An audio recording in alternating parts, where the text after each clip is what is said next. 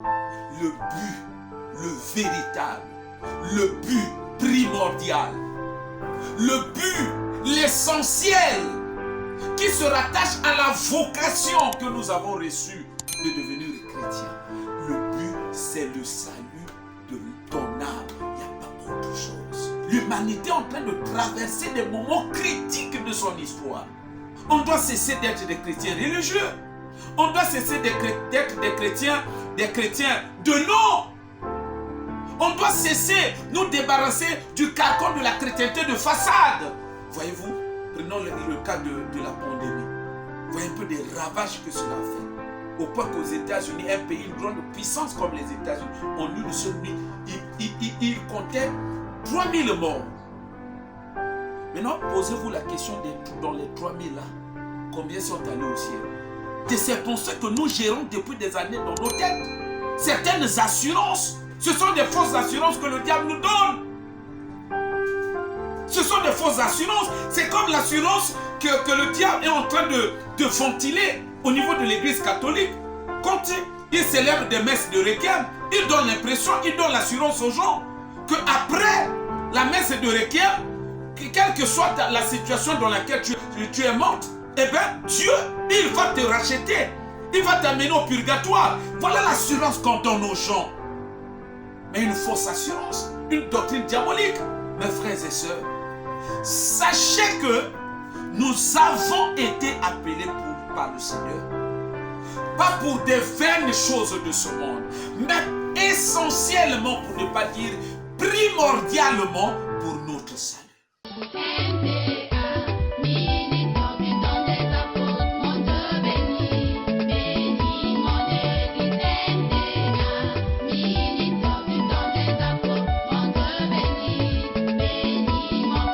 Quand nous parlons de l'attitude du chrétien et les derniers temps, il est donc question pour nous ici d'indiquer quelle doit être l'attitude, c'est-à-dire le comportement, la manière dont le chrétien non seulement doit concevoir les derniers temps, mais également et surtout la manière dont il doit évidemment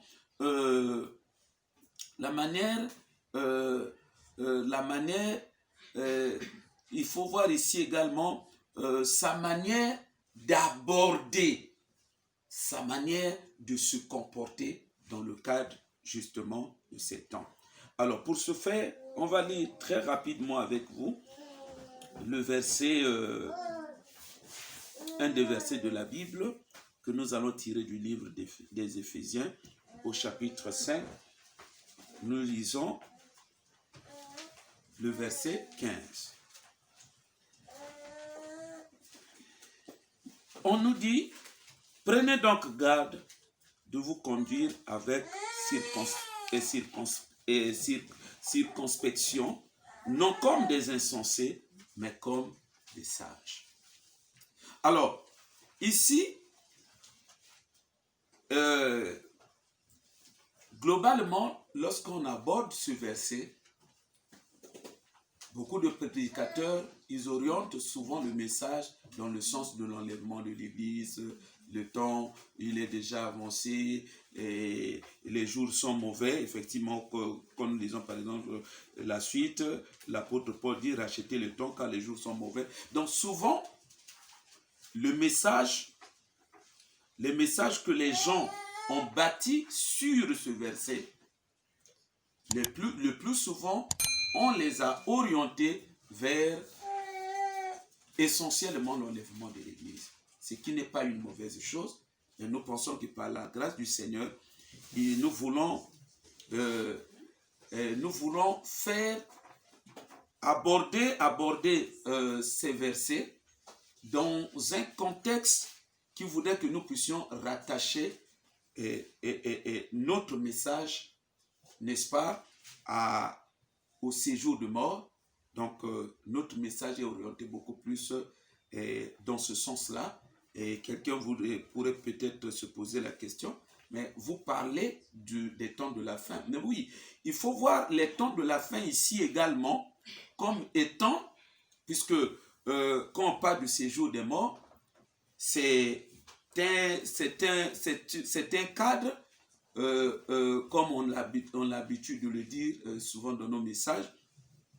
C'est un endroit, c'est un cadre où les âmes, les esprits des gens seront logés après leur mort.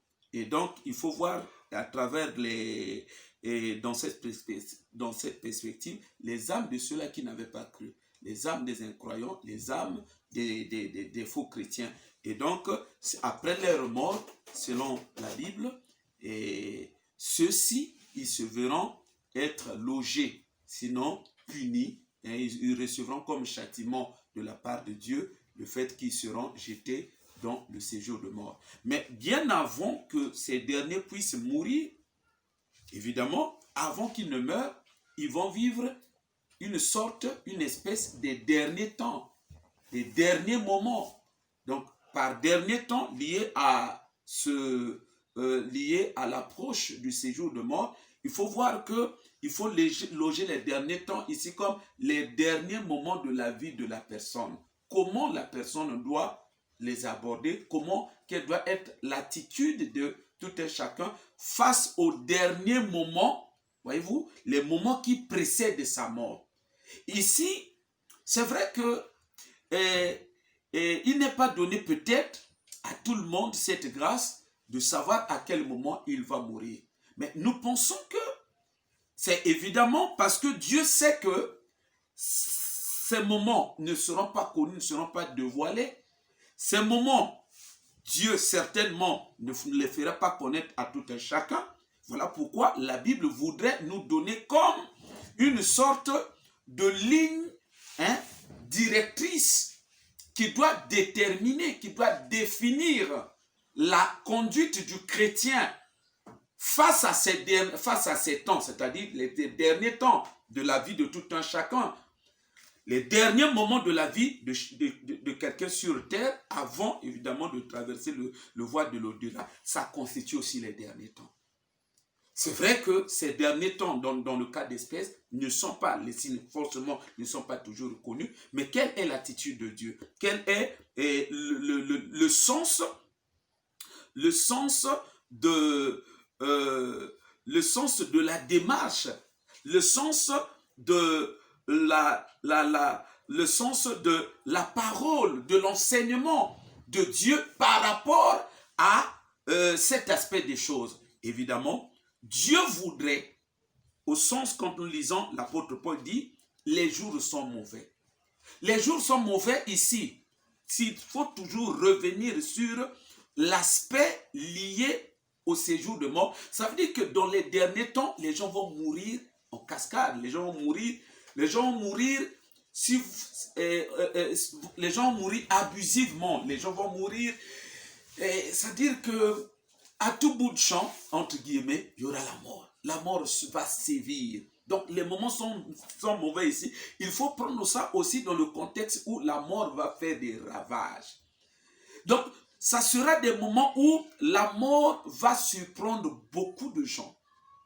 La mort, parce que le Christ a dit qu'il y aura des pestes parmi des signes du temps de la fin, des signes, n'est-ce pas, des derniers temps. Il y aura des pestes, il y aura des maladies, il y aura des épidémies, il y aura des pandémies, il y aura des guerres, il y aura des famines. Tout ça, vous voyez que c'est le décor, c'est un décor qui va dans le sens de nous indiquer, qui va dans le sens de nous laisser entrevoir le règne de la mort. Pour dire dans les derniers temps, la mort, l'esprit de mort va régner. Les derniers temps seront caractérisés par le règne, par des ravages, par le fait que la mort, le spectre de la mort va vraiment faire battre son plein.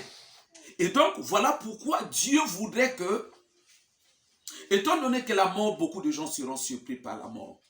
Et même dans le contexte général, c'est-à-dire dans le contexte, même si on sort du contexte des derniers temps, du contexte des temps où et on nous présente un tableau apocalyptique, voyez-vous, qui annonce le retour du Christ, un tableau marqué des événements qui sont de nature à provoquer la mort. Même si on sort de ce contexte-là, la mort, c'est toujours un événement qui a un caractère toujours surprenant. La mort surprend toujours.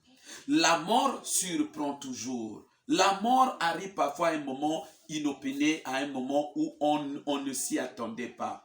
Quelle doit être notre attitude? Parce que avant la mort, évidemment, les temps qui précèdent la mort de tout un chacun, c'est aussi ça une variante des derniers temps. Donc les derniers temps, dans le contexte du retour de Jésus-Christ, effectivement, les moments qui précèdent le retour de Christ, ce sont les derniers temps. Mais également, il faut voir à travers les derniers temps, c'est également les moments qui précèdent juste, voyez-vous, la mort de quelqu'un. Ce sont les derniers temps. Et la Bible, voyez-vous, dans ce sens-là aussi, la Bible nous avertit. Comment toi, chrétien, tu dois préparer tes derniers temps dans le sens, voyez-vous, de la mort. Comment le chrétien doit concevoir la mort? Comment le chrétien, il est appelé, voyez-vous, à se préparer face à ce rendez-vous incontournable qui s'appelle la mort. Oui, l'apôtre Paul dit, ne vivez pas comme des insensés, mais vivez plutôt comme des sages. Vous savez que les jours sont mauvais. Vous savez que les jours sont mauvais. En ce sens que, avant le retour du Christ, en ce sens que les moments qui vont précéder le retour du Christ seront marqués par un règne acerbe de l'esprit de mort. C'est-à-dire, nous vivons dans une période, nous vivons dans les temps où, mine de rien, tu peux attraper la mort. Allez dans les hôpitaux, voyez comment les gens sont en train de mourir en cascade. Comment est-ce que la mort est donnée abusivement aux gens? Surtout avec l'avènement de cette histoire du corona.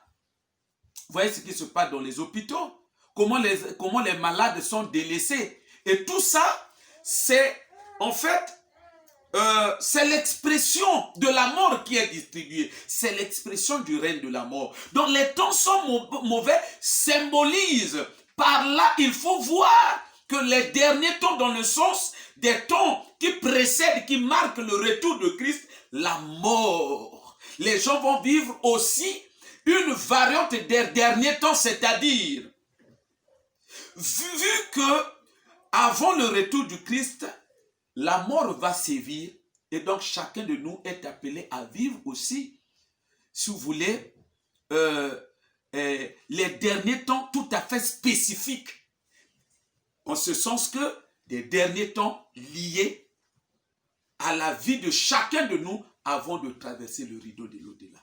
Comment? Paul dit, nous devons gérer cet instant-là. Savoir gérer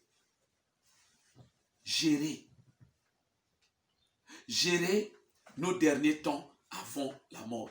Autrement dit, il faut simplement que le chrétien sache comment, et alors comment, il doit toujours mener sa vie pour ne pas que les derniers temps, dans le sens de sa mort, les derniers instants de sa vie sur la terre, le chrétien doit toujours avoir une vision focalisée sur sa conduite, de façon que, après sa mort, que son âme ne se perde pas. Je crois que notre chrétienté d'aujourd'hui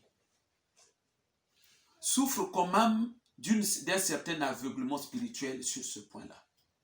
C'est-à-dire, les chrétiens d'aujourd'hui, c'est des gens, certes qui viennent à l'église, mais qui ont perdu de vue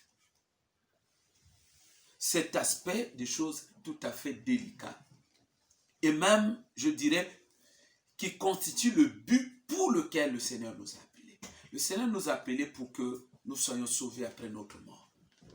Voilà le but. Que nous soyons sauvés après la mort.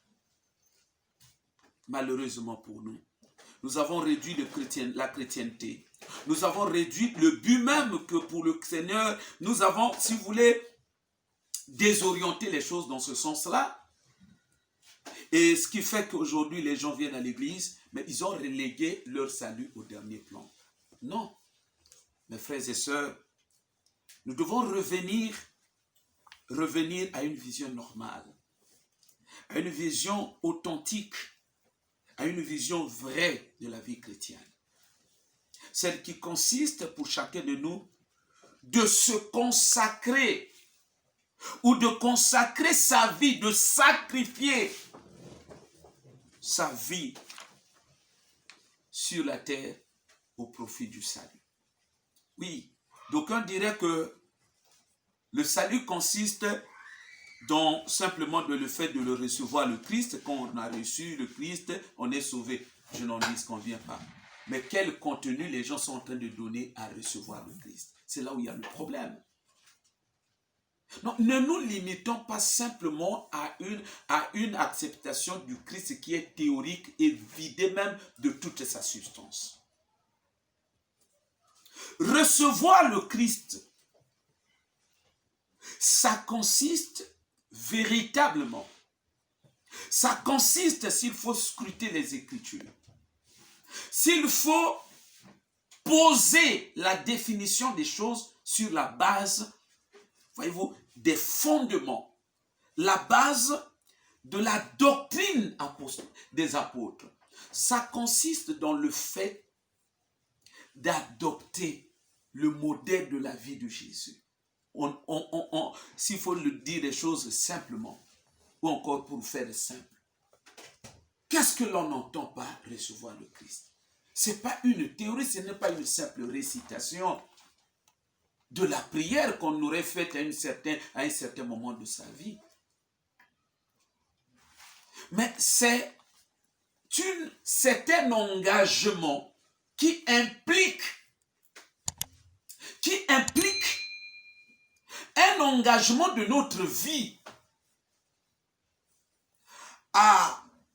quant à la sacrifier cette vie pour adopter le modèle, les principes de vie de Jésus, c'est-à-dire vivre comme Jésus a vécu. Voilà, d'un point de vue pratique, comment nous pouvons concevoir la notion de recevoir le Christ. Donc, mes frères, les choses sont extrêmement sérieuses. Je ne cesse et je ne cesserai jamais de le répéter, pour ne pas dire de l'affirmer. Quand je vois les Écritures, quand j'analyse la profondeur, la pertinence, la substance même des écrits ou de la doctrine de Christ liée au salut, cela m'amène toujours à dire que beaucoup de gens ne verront pas le Christ. Parce qu'il y a comme une sorte d'amalgame que les gens sont en train de gérer. Et par amalgame ici, il faut entendre simplement qu'il y a une sorte d'incompréhension, une sorte de confusion. Les gens ont très mal compris les choses. Voilà pourquoi les gens sont en train de résumer la chrétienté dans le simple fait de venir à l'église et sans que ces derniers, c'est-à-dire les chrétiens, ne puissent prêter attention aux repères, aux fondements aux fondements qui sont que l'évangile présente, les fondements sur lesquels les gens sont appelés à bâtir leur vie, pour qu'ils aient au finish la vraie identité des chrétiens. Autrement dit, la chrétienté d'aujourd'hui, ce n'est qu'une chrétienté de façade. Les gens ont perdu les repères. Les gens ont perdu, si vous voulez, les pédales dans le cadre de marcher conformément aux fondements, conformément aux repères de la vie de Christ. Que les apôtres, n'est-ce pas, nous ont légués à travers leurs épîtres. Mes frères et sœurs, mais nous ne devons pas être de ces chrétiens, de cette race de chrétiens. Cette race de chrétiens pervers, cette race de chrétiens hérétiques, cette race de chrétiens perdus, cette race de chrétiens aveuglés ou aveugles, mais ayant une vision lucide, une vision éclairée de ce qu'on appelle véritablement chrétien et de ce qu'on appelle le but du véritable chrétien dans le cadre, n'est-ce pas, de la foi ou dans le cadre de la vie chrétienne. Le but, le véritable, le but primordial, le but, l'essentiel qui se rattache à la vocation que nous avons reçue de devenir chrétiens. Le but, c'est le salut de ton âme. Il n'y a pas autre chose. En réalité, si nous étions déjà matures, ou comme nous le serons un jour,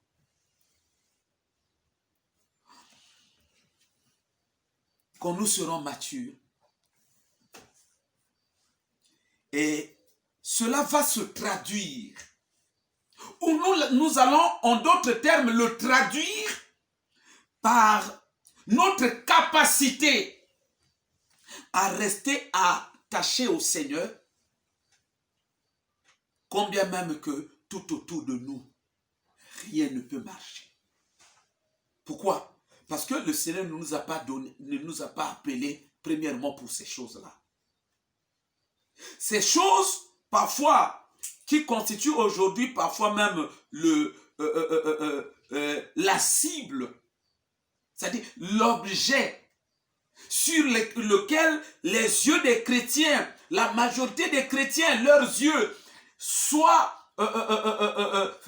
rivés. Mes frères et sœurs, quand nous voyons la Bible, c'est que le Seigneur lui-même il a enseigné, il dit recherchez premièrement le royaume, il dit le reste. Donc, tout ce qui fait aujourd'hui l'essentiel, ce qui fait aujourd'hui l'objet de nos priorités, même dans les choses de Dieu, en réalité, ça ne fait partie que de ce que j'ai appelé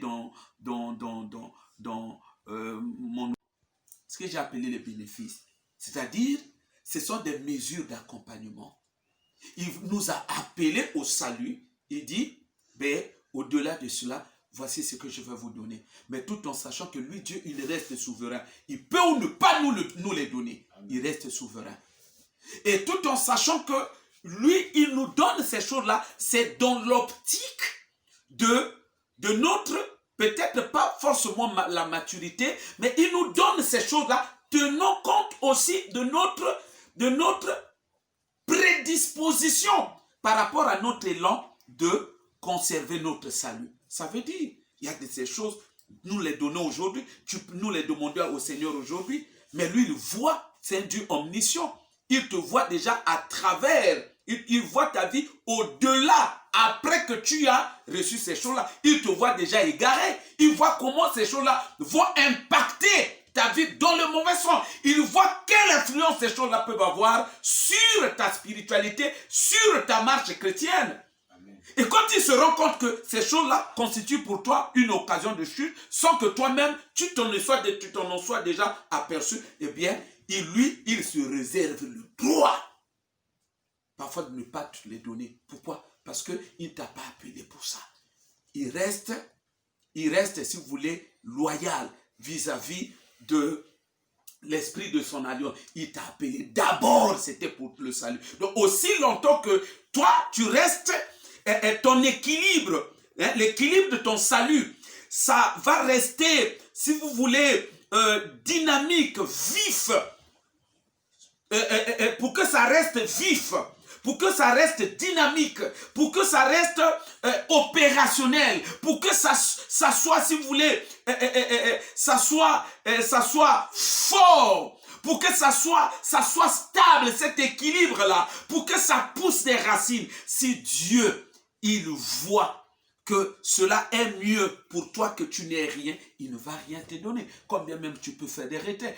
Parce que le but pour lequel, le premier, c'est le salut. Donc, s'il ne te donne pas cela, mais à ce moment-là, Dieu, il ne s'est pas du tout écarté, voyez-vous, de sa vision liée à son appel. C'était d'abord pour le salut. Et toi, tu n'as pas poussé peut-être des racines loin, dans le sens, tu n'as pas peut-être travaillé ta spiritualité, travaillé ta foi, travaillé ta maturité, travaillé, voyez-vous, les bases de ta chrétienté, au point que tu puisses avoir un profil qui te rende capable, au-delà du salut que tu as reçu, voilà, ton profil ne permet pas du tout à Dieu de te donner certaines. Et ça peut arriver.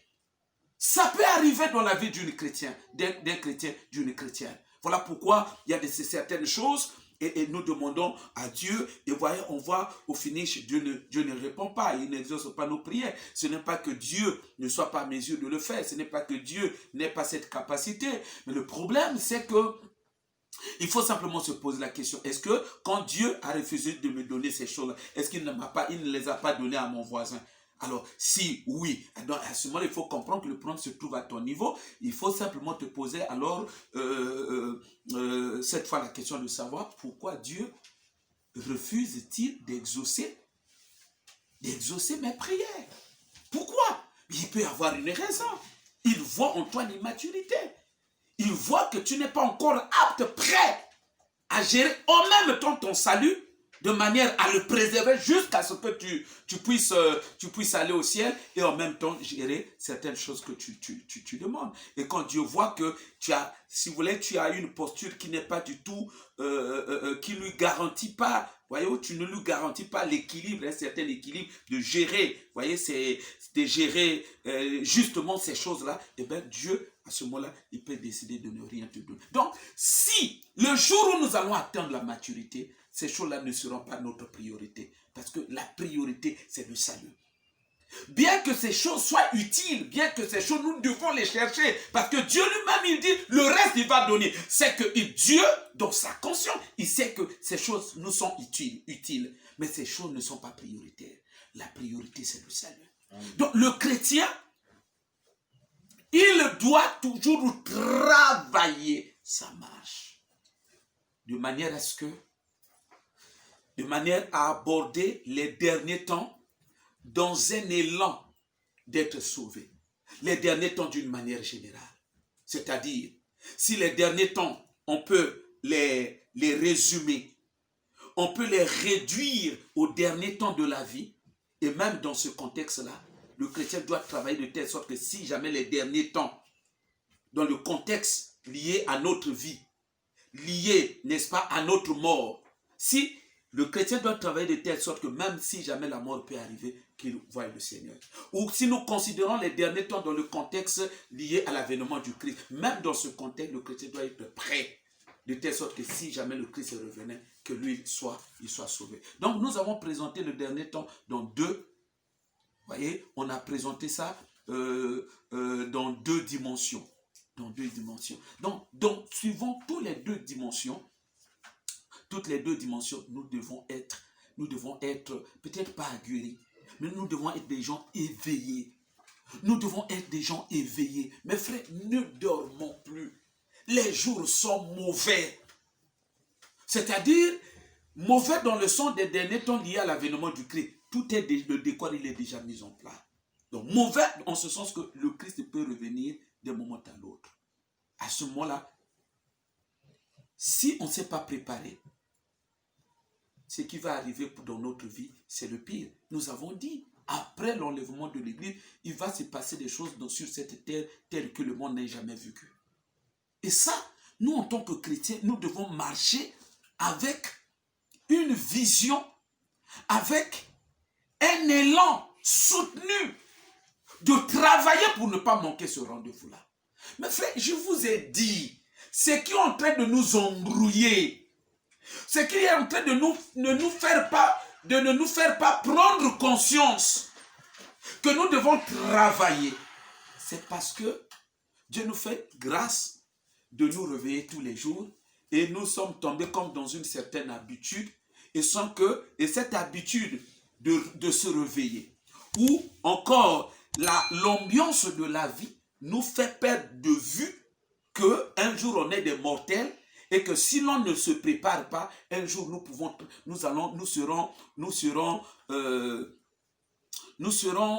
serons jugés terriblement, nous serons en proie au jugement terrible que Dieu réserve, n'est-ce pas, aux incroyants, aux impies après la mort.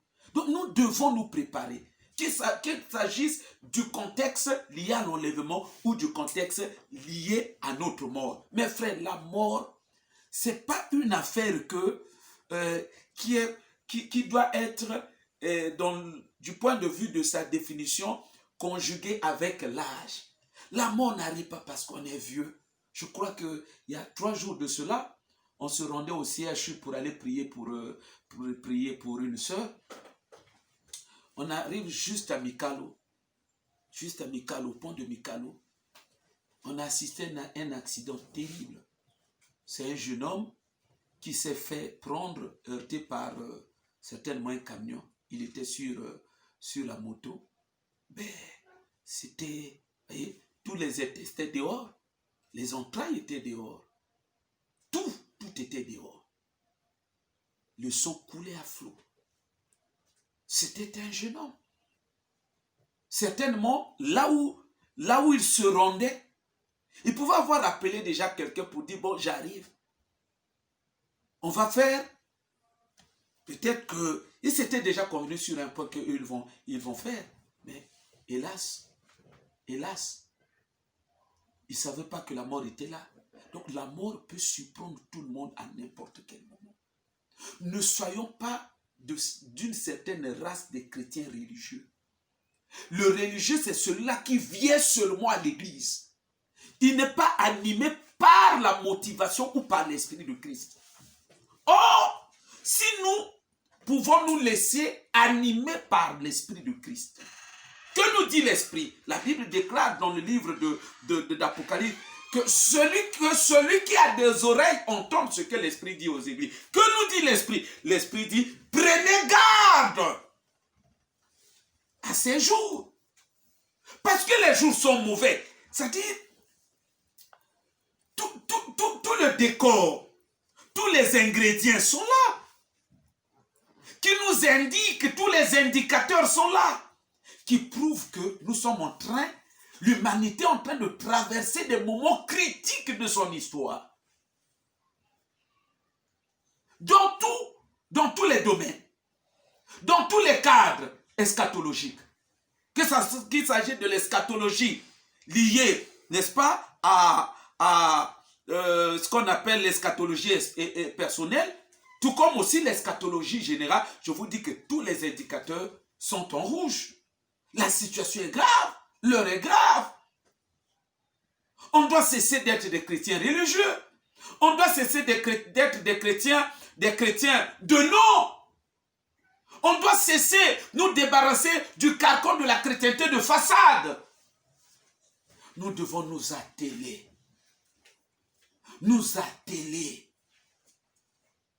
au principe, au message, aux fondamentaux que la Bible nous enseigne. Et parlons des fondamentaux, c'est-à-dire un des fondements, une des notions que les chrétiens doivent laisser. Dans ce sens que une des notions qui doit traverser l'intérieur des chrétiens de manière à s'imprimer dans leur esprit, c'est celle qui consiste pour les uns et les autres à considérer que ces moments sont des moments extrêmement périlleux. C'est-à-dire, les moments que l'humanité est en train de traverser, ce sont des moments qui vont beaucoup plus dans le sens où si on ne fait pas attention, facilement, on peut perdre son salut. Prédicateur du malheur. Mais nous pensons qu'il est de notre devoir. D'aucuns ne savent pas pourquoi la mort dans les derniers temps, comme nous l'avons dit tout au début, pourquoi l'esprit de mort va faire des ravages. Oui, tout ça, ce n'est pas pour rien. Ce n'est pas quelque chose qui arrive de façon... Ce n'est pas anodin que cela arrive. La mort ne fera pas des ravages par elle-même. C'est le diable qui, dans sa stratégie, de faire en sorte que le séjour de mort, c'est-à-dire le lieu du jugement, qui est réservé pour ceux qui n'auront pas atteint une stature spirituelle, une stature de vie chrétienne donnée. Il sait qu'il y a un endroit pour cela. C'est vrai que c'est des gens qui, eux-mêmes, ils se diront qu'ils sont chrétiens. Mais vu qu'ils n'ont pas atteint une stature donnée, le diable sait qu'il y a un endroit. Un endroit de jugement où ces gens-là iront. Et cet endroit également est réservé, destiné aux incroyants, destiné aux impies. Le diable sait. Voilà pourquoi il organise des morts massives. Voyez-vous, prenons le cas de la pandémie. Voyez un peu des ravages que cela a fait. Au point qu'aux États-Unis, un pays, une grande puissance comme les États-Unis, en une seule nuit, il comptait 3000 morts. Maintenant, posez-vous la question dans les 3000 là, combien sont allés au ciel? Donc, ce sont des morts précipités. Le diable sait. Il sait qu'en précipitant les gens, sans qu'eux-mêmes ne soient prêts pour aller au ciel, évidemment, il aura scellé leur sort pour aller dans le séjour de mort. C'est des morts précipités à des fins eschatologiques. Le diable maîtrise l'eschatologie. C'est comme je disais dernièrement à la radio. Il faut savoir que dans ta marche vers le salut, dans ta marche vers le paradis, tu n'es pas seul. Tu as un ennemi qui est rusé. La Bible déclare qu'il est rusé, c'est un malin. C'est-à-dire qu'il ne te laissera pas aller tranquillement. Amen. Il va créer toutes sortes d'opérations, il va monter contre ton salut, toutes sortes de stratégies possibles. Et parmi les stratégies, il y a des morts précipitées. Une mort où tu n'es pas encore prêt pour aller au ciel. Une mort où il peut provoquer des morts pendant que tu te débats encore vis-à-vis d'un péché. Il sait que comme tu t'es pas encore débarrassé de ce péché, de la même manière, lui, il a été rejeté au ciel à cause d'un péché. De la même manière, il sait que Dieu, dans sa sainteté, Dieu qui est parfait, il ne va nullement t'admettre dans son royaume. Parce qu'il est écrit, rien de pire n'héritera le royaume. Mes frères, ça veut dire que le combat pour le ciel, d'ailleurs, celui qui a écrit le livre des Hébreux, il dit, pour ce qui est du combat contre le péché, vous n'avez pas encore lutté jusqu'au sang. Voilà le standard là où il est placé. Voilà la barre là où elle est placée. Ça veut dire que nous, chrétiens, jusqu'aujourd'hui, nous continuons à blaguer. Il n'y a pas assez de gens qui soient sérieux vis-à-vis de leur démarche, vis-à-vis de leur engagement pour un jour hériter le ciel. Nous continuons à nous voter dans une espèce de tolérance. On est tolérant envers nous-mêmes. Dans une espèce de dogme qu'on s'est créé dans notre tête, c'est-à-dire des doctrines privées, personnelles, où tu es en train de t'excuser, où tu te dis, bon, je sais que Dieu, déjà que je suis intercesseur, c'est que Dieu, franchement, je ne vois pas comment Dieu va me rejeter. C'est ça. Et souvent, ces choses-là, je l'ai dit à la radio, ce que nous entendons par des séductions, ce sont des tromperies. et dans l'entreprise que le diable, dans cet appareil de tromperie que le diable a monté pour broyer les chrétiens, broyer les âmes des chrétiens un jour, eh bien, il faut savoir qu'il y a aussi la dimension des pensées. Il y a de ces pensées que nous gérons depuis des années dans nos têtes. Certaines assurances, ce sont des fausses assurances que le diable nous donne. Ce sont des fausses assurances. C'est comme l'assurance que le diable est en train de ventiler au niveau de l'église catholique. Quand il célèbre des messes de requiem, il donne l'impression, il donne l'assurance aux gens qu'après la messe de requiem, quelle que soit la situation dans laquelle tu es mort, tu es morte, eh bien, Dieu, il va te racheter. Il va t'amener au purgatoire. Voilà l'assurance qu'on donne aux gens. Mais une fausse assurance, une doctrine diabolique. Ça, il faut comprendre que dans la ruse de Satan, il y a ceux-là qu'il va les réunir dans le cadre d'une doctrine donnée. Comme notamment nos bien-aimés de l'église catholique, le diable les a réunis. C'est des gens qui ont adopté cette doctrine d'une manière officielle. Mais il y en a aussi, il va te laisser prier dans une église où normalement c'est la vraie église, c'est l'église du Seigneur, mais seulement à toi seul. Il peut inoculer un venin d'une fausse assurance par rapport à une doctrine donnée, par rapport à un point doctrinal donné. C'est-à-dire qu'il peut te communiquer des pensées liées à un point doctrinal. En réalité, ce point-là, c'est une hérésie, c'est une tromperie. Il sait que en fondant ta foi sur ce point-là, tu t'es écarté du vrai chemin. Il y a des gens que le diable, il a séduit comme ça. Il y a des gens que le diable va emballer, va entraîner en enfer, sur la base seulement de ce genre de stratégie. Donc, mes frères et sœurs, sachez que nous avons été appelés par le Seigneur, pas pour des vaines choses de ce monde, mais essentiellement, pour ne pas dire primordialement, pour notre salut. Et quand nous parlons du salut, dans le contexte de la connotation spéciale que nous avons donnée au dernier temps, c'est-à-dire les derniers instants de la vie de la personne sur la terre, nous avons dit, mes frères et sœurs, nous devons nous montrer sérieux vis-à-vis de ces derniers temps-là. C'est-à-dire, par ces derniers temps, liés à notre vie personnelle, il faut voir au bout du compte la mort. C'est-à-dire, les derniers temps qui t'amènent vers la mort. Autrement dit, pour ce qui est du rendez-vous vis-à-vis de la mort, nous devons nous conduire comme des sages. Parce que après la mort, nous serons face à une réalité grave, infernale, qui pourra nous rattraper. Je n'ai jamais cessé de le dire. Ce qui nous trompe, ce qui nous empêche de prendre conscience, c'est le simple fait que Dieu ne nous a pas encore enlevé le voile de l'au-delà.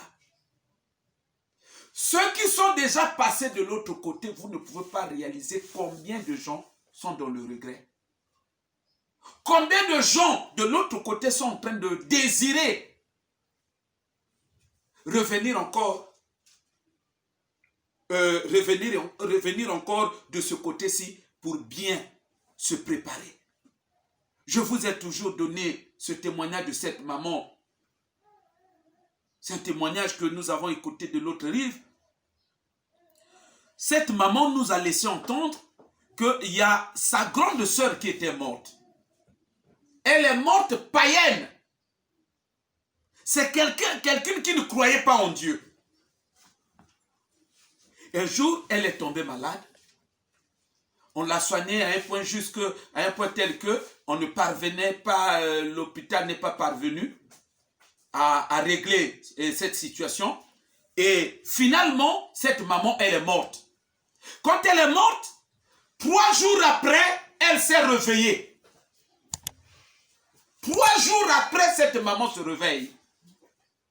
Et quand cette maman se réveille, elle fait appel à la sœur qui nous a partagé ce témoignage. Elle fait appel à cette sœur.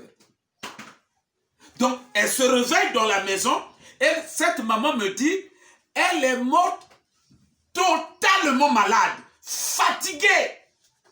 Mais elle s'est réveillée avec force. Après 3 jours, elle leur a fait part de beaucoup de choses qu'elle a vues de l'autre côté. De l'autre côté, il y a des choses. De l'autre côté, il y a des choses. Je voudrais bien que, à compter de cette matinée, que le Seigneur ouvre les yeux à tout et chacun. Non seulement qu'il nous ouvre les yeux, mais qu'il nous aide chacun de nous à prendre l'engagement. Ne continuons pas à perdre le temps, c'est comme si nous avons suffisamment du temps. C'est des choses qui pourront nous coûter un jour très cher.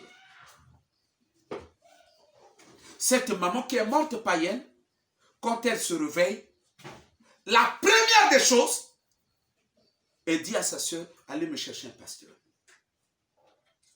Il dit, le Seigneur m'a fait revenir, j'en ai pour 7 jours. Je dois mettre ma vie en règle. 7 jours. Je suis revenu pour 7 jours. Je dois mettre ma vie en règle. On l'a baptisée. Elle s'est fait baptiser. Elle a arrangé avec le Seigneur. Après 7 jours, elle est morte. Elle est encore morte. Mes frères, ne soyons pas des gens qui rêvons. Ce genre de témoignage, il y en a combien dans le monde? Combien dans l'Internet? Prendre conscience. Quel genre de message? Non, parce qu'il y a des gens qui se disent, je suis encore jeune. Non, je vais d'abord faire ma vie. Et c'est après seulement, quand j'aurai atteint un certain âge, que je vais... Mais non, non, mon frère. Là, c'est vouloir jouer quand même à un jeu de cache-cache avec Dieu. Mais comme Dieu ne peut pas se faire prendre, tu vas te faire prendre par ton propre piège. Parce que Dieu va te livrer au diable. Et il va te précipiter. Avant que toi, tu ne prennes conscience, avant que tu arrives au moment où tu vas mettre les choses en règle. Parce que, dans ces conditions-là, c'est un fait exprès. Tu es conscient que tu dois mettre ta vie en règle. Tu refuses. C'est comme jouer avec Dieu. Et Dieu ne te laissera pas. La Bible déclare qu'on ne se moque pas de Dieu. Il ne va pas se laisser moquer par toi. Donc, avec ce genre de message que Dieu nous donne d'écouter ce matin, il est plus que temps à chacun de nous de prendre conscience. Tu es chrétien, c'est une bonne chose. Mais pose-toi la question, quel est le but pour lequel Dieu t'a appelé? Mais puisque le but, il est clair et net. Le but, c'est que tu sois sauvé.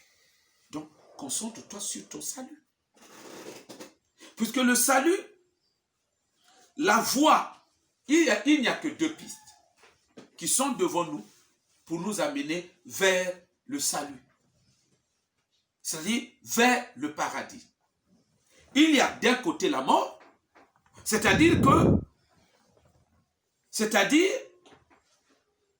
c'est par le canal de la mort que nous allons parvenir au paradis.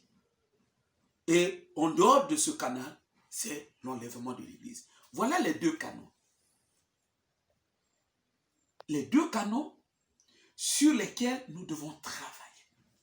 Qu'il s'agisse de l'enlèvement, qu'il s'agisse de la mort, les 2 canaux, les 2 entités, les 2 réalités sont toutes proches de nous. Nous sommes proches, ce sont des réalités imminentes. C'est-à-dire que la mort peut nous surprendre d'un moment à l'autre, dans un proche avenir, tout comme aussi l'enlèvement peut nous surprendre d'un moment à l'autre, et cela dans un proche avenir. Donc, c'est à nous de prendre les choses au sérieux. Un sage dans ce contexte, c'est celui-là qui a dans sa conscience, qui sait pertinemment qu'aujourd'hui je suis un humain, mais demain je vais mourir. C'est celui-là qui est au-delà à la conscience que de l'autre côté, si je ne m'étais pas préparé durant mon vivant, eh bien, je suis perdu. Mes frères, je vous ai parlé une fois, je m'en vais terminer. Je vous ai parlé une fois du témoignage d'un sataniste. Il dit, il lui était arrivé un jour de faire un tour dans le séjour de mort. Mais le séjour de mort, si c'est un endroit qui n'existait pas, tant de magiciens n'allaient pas nous en parler. Puisqu'il y a des magiciens jusqu'à aujourd'hui, j'en ai suivi un dernièrement, celui-là ne s'était pas encore repenti, on lui a posé la question de savoir, par le journaliste, dit, nous on entend parler du séjour des morts, les chrétiens en parlent. Est-ce que vous qui êtes dans ce monde-là, c'est une réalité? Est-ce que vous l'avez déjà visité? Il dit oui, c'est une réalité. Il dit, je suis allé déjà, moi, au séjour de mort. Le journaliste renchérit avec la question suivante. Il dit, on nous dit souvent que cet endroit, il y a des gens qui souffrent là-bas. Il dit oui. Il dit surtout ceux qui ont fait du mal ici. De l'autre côté, ils ne sont pas en paix. Ils souffrent. Mais ce n'est pas pour rien que vous voyez sur les épitaphes, c'est-à-dire sur les croix, au niveau des cimetières, les gens, il y a une traditionnelle formule qu'on écrit souvent, repose, que son âme repose en paix. S'il n'y avait pas une réalité contraire, s'il n'y avait pas la notion du jugement, de la souffrance qui est réservée aux âmes, les gens n'auraient pas dû écrire ce genre de choses. C'est ceux qui ont porté ce genre d'inscription. Encore que sur ma tombe, quand je vais mourir, c'est pas ça qu'on va mettre, parce que moi, je suis conscient que je vais me reposer en paix, je n'ai pas besoin de ça. Encore que la paix des gens au niveau des âmes après la mort ne dépend pas de cette forme. La paix ne dépend pas de cette formule. On a beau écrire ça en gros caractères, mais si tu t'étais pas préparé, ça va pas changer. C'est pas ce souhait-là qui va changer les choses, l'église. Ah non, moi j'aurais une inscription tout à fait particulière, liée toujours à l'évangile. On va toujours porter une histoire, mais liée. Ça sera un message évangélique. Mes frères, préparons-nous. Préparons-nous. Un sataniste a rapporté que, un sataniste est converti, il dit quand il a été de l'autre côté, il a vu comment les démons sont en train de torturer des faux chrétiens. Ceux qui ont été des faux chrétiens ici. Il dit c'est des gens qui sont soumis à une torture incroyable. Pourquoi? Parce que les démons trouvent à cet instant le moment de, si vous voulez, de vengeance. Parce que ce sataniste dit, à chaque fois que les chrétiens prononcent au nom de Jésus, il arrive que les démons, ils sont en train de subir des transformations. Ils perdent certains membres de leur corps. Si bien que vous allez retrouver dans le monde des démons, il y a que ces démons sans mains, il y a que ces démons sans pieds, il y a que ces démons sans yeux, il y a que ces démons ainsi de suite. Et il y en a qui n'ont même pas aussi de tête. Ces dégâts ont été portés par des chrétiens pendant qu'ils étaient encore vivants. Combien de fois, nous à qui Dieu a donné cette grâce-là, de faire autant de fois des délivrances. Combien de fois n'avons-nous pas entendu des démons crier?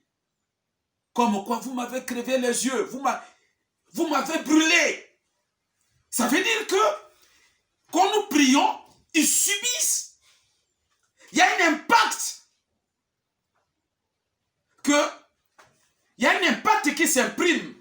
Il y a un impact qui se produit sous l'effet du puissant nom de Jésus que nous sommes en train de prononcer contre eux.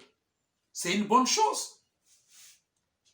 Mais après avoir commis tant de dégâts, il est souhaitable pour toi de te retrouver à côté de Dieu au paradis pour que tu vives en paix.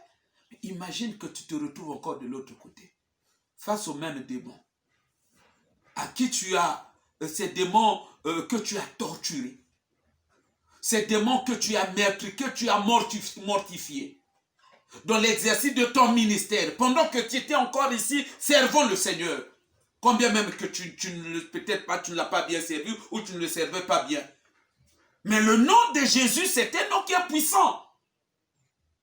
Vous l'avez prononcé contre des démons, les démons ont pris des coups. Des coups qui ont dû exercer une certaine influence sur leur morphologie, sur leur être. Mais bizarrement, un bon matin, ils te voient dans leur monde, dans le séjour de monde, un monde qui est géré par Satan, un monde qui est géré par les démons, un monde dans lequel il y a des démons. Mon frère, est-ce que tu peux imaginer le sort que ces démons, tout en sachant que c'est des gens, ce sont des êtres par définition qui sont extrêmement méchants, est-ce que tu peux imaginer quel peut être ton sort dans ces conditions-là? Et voilà ce que beaucoup de gens déjà vivent. Il dit, j'ai vu de mes propres yeux comment ces faux chrétiens, après leur mort, ont été torturés. Il dit, ils subissaient une torture sans repos. Il dit, par moments, il y avait une espèce comme de goudron. Un goudron enflammé. Donc, ça coule, mais avec des flammes de feu. On renversait sur eux. Et ce Satané dit, chaque fois que ce goudron était renversé, c'est des cris terribles qui sortaient de la Bible. Et voilà pourquoi ça confirme ce que la Bible nous dit, que c'est un endroit de grincement de dents et de cris. Mes frères, c'est là où quand je pense à ces choses-là, je me dis, ce que nous avons reçu de la part du Seigneur, comme, j'ai envie de dire, le salut que nous avons reçu de sa part, c'est un don précieux, un don inégalable, un don que nous ne pouvons comparer à quoi que ce soit. Il faut avoir quand même un esprit, peut-être pas confiné, mais avoir quand même un esprit affecté d'un certain coefficient d'envoûtement pour pouvoir comparer le salut au mariage.